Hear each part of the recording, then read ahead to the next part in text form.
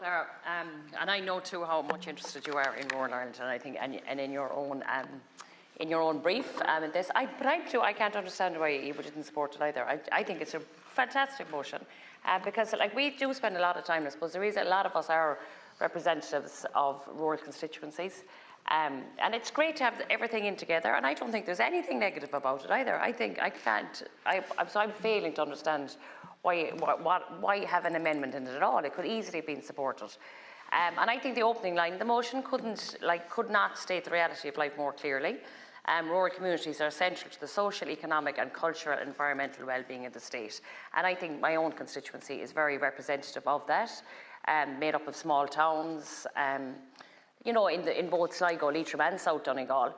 And under the National Planning Framework, all towns with a population of fewer than 10,000 people are classed as rural settlements, meaning that every town, village and settlement in Sligo, Leitrim and South Donegal, with the exception of Sligo town, is a rural settlement. So I think that's very kind of indicative of most of our constituencies. And I think that as a nation, that's what we're made up of.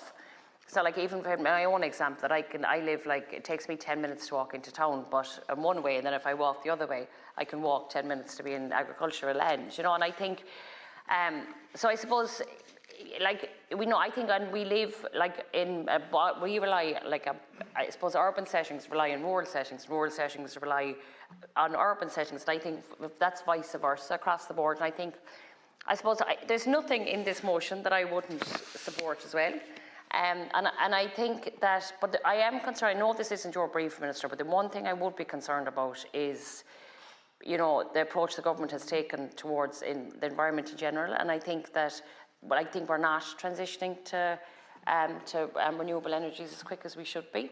And I think that, you know, I just find it, especially, I suppose, the rural independents that are supporting the government, that are representing rural areas, and in an area like mine, but that is we have a real threat about LNG development, and I just think that we need to make sure that environmentally, and I know that we'll say, you know, like that environmental, I'm just surprised about the National Planning Framework as well, and about the critical infrastructure bill, that environmental measures are going to be overlooked. That'd be my main worry about rural Ireland. You know, and I suppose places like Leitrim can be seen as being like a sacrificial zone because we have really good natural resources. There's already 20% of its land covered with forestry compared to the national average of 11.6% of mainly, you know, non-native sitka spruce.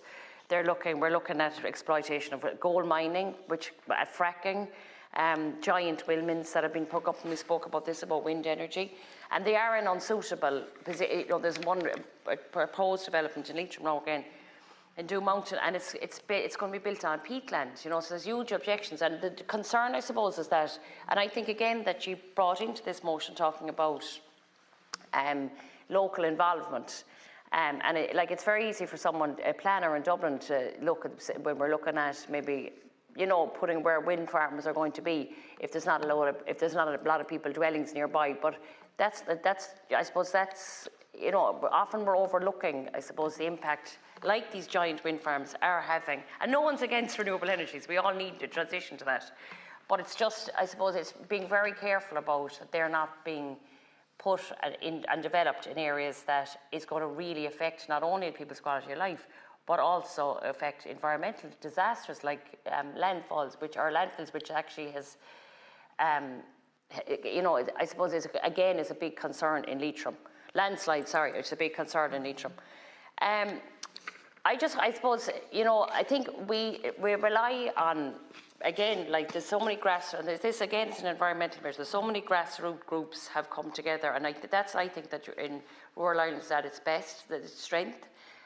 Is when groups come together like there's Love Leitrim, there's Save Leitrim, Treasure Leitrim, and these are all, you know, all people, very concerned people living in their local areas who work very closely with government representatives and with the opposition, with all groups, and want to bring people with them. That's why, again, I can't understand why this motion wasn't fully supported. The areas, like I too was over at the IFA submission, and like I suppose it came up twice to me that they actually said that they think that there's trust being lost between politicians and farmers, and that's something that we all need to take that on board, you know, as political representatives. But anyway, I'm delighted to support the motion, and it's great to have, because we do in this house spend an awful lot of time talking about rural Ireland, and I think it's wonderful to have it all in one specific document. So thank you very much. What's your name? Margaret.